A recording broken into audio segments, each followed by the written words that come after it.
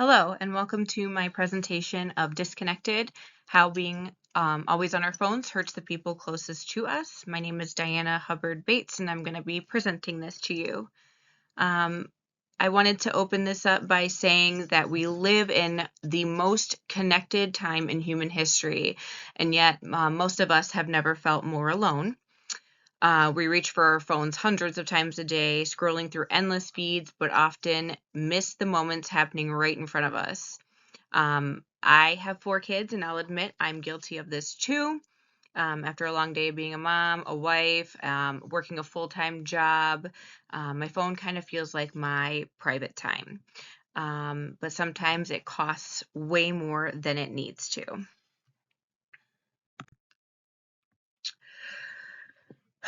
On the second slide here, I'm going to explain um, that sentence where I said that we are more connected now than ever, more than any other time in history, and yet we feel more isolated than we ever have.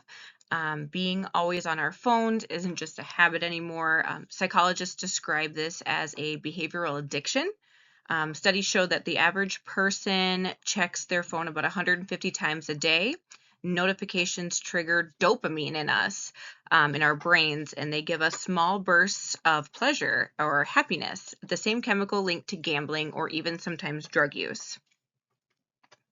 The problem is the more we reach for our phones and we reach for that comfort, the more disconnected from real human beings we actually are.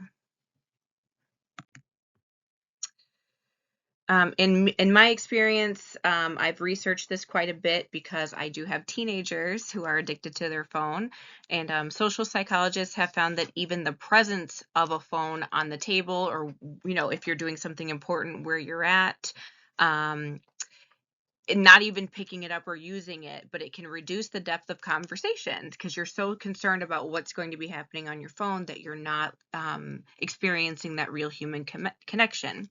When we're constantly half present, our partners feel ignored, our kids feel unseen, our friends stop opening up. I have a 16-year-old daughter who really likes to express her issues with me and work them out. And if I were constantly on my phone, that would be a huge issue for her. The small glowing rectangle that promises connection is silently replacing everyday human interaction. We are dependent on our phones. This is a modern habit. It gets controversial sometimes because many argue that phones do keep us connected, which they do. I have family all over the United States, which it helps me keep connected to. My mom lives in Florida. My aunts live in Ohio. I'm in Michigan. We share photos. We check in. We find support online sometimes. But when virtual interactions replace the real ones, it's kind of hard to maintain those relationships with the people that are right in front of us. We're addicted to that comfort or the escape of our phones, and it blinds us from our responsibilities or the stress or being lonely, and so we don't actually get that human connection that we actually need.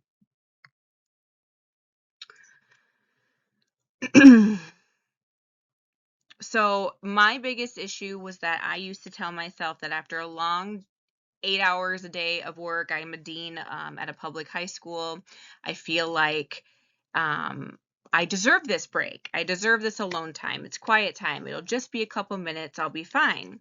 But then 5 minutes became 30 minutes. 30 minutes became an hour. My kids wanted dinner on the table, and I just wanted to unwind and watch TikTok or whatever it may be. And then one night I looked up, and my son was watching TV at the same time that he was scrolling on his phone. And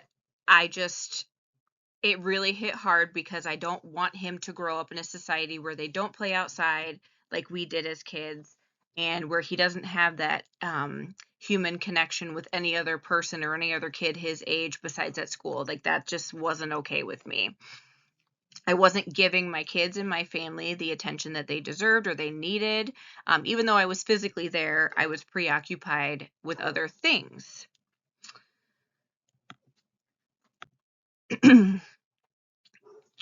This is talking about when we are half present. So like awareness is the first step towards change. Being aware of the things that you're actually doing is the first step in being able to change that behavior, correct? We can retrain our brains by creating intentional no phone zones. My husband and I turn our phones off when we go on date nights. They cannot be a distraction to us. Otherwise, we don't get that connection with each other where we get to catch back up. Dinner time, when the kids go to bed, family game nights, we play Uno a lot. All of those things are no phone zones. And then over time, that missing dopamine rush gets replaced by something better, real human connection. Sorry, my French bulldog's over here. Our phones will always be there, but our moments won't. People pass away, people get older, they get sick, they lose their memory. If you're like me and you struggle to find balance, start by choosing one small moment today to be fully present. And when I say that, I mean like I took my husky for a walk this morning. My phone was in my pocket of my coat the whole time. It snowed for the first time today, and we went for a walk. I've been dealing with some issues with my 15-year-old son, mental health wise, and it has been a really stressful time in my life. And I feel like the more I connect to other humans, or the more I connect to nature, the more that true connection comes up, and I'm not relying on a screen for that happiness.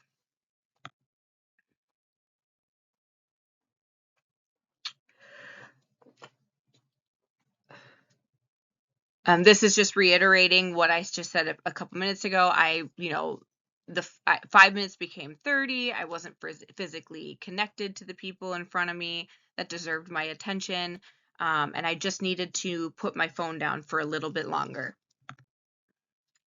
So after we did the no phone zones, we became really, really connected. My daughter and her boyfriend were just over for dinner last night, and we actually all played Uno for about 3 hours. We played Uno Flip and we played Uno Teams. And during those games of Uno, we all had our phones put away, and we were actually interacting with each other, forming those bonds again, and talking about everyday life. And in conclusion, I want to just say that our phones will always be there. They are great for emergencies or being able to connect to humans that are far away from you. But the moments with the people that we love will not always be there. We need to be focused on real human connection. For me, it's not only the fact that it's better for us to connect with other human beings, but it also brings back a sense of nostalgia. Those family traditions become a thing again. We get to, have holidays with our loved ones and be able to call each other on the phone. Like my mom is in Florida, like I said, so I get to call her on the phone and we get to talk, like actually talk and hear each other's voices. And it's a great thing. So just start small, choose one moment to be fully present in, and it'll work itself out.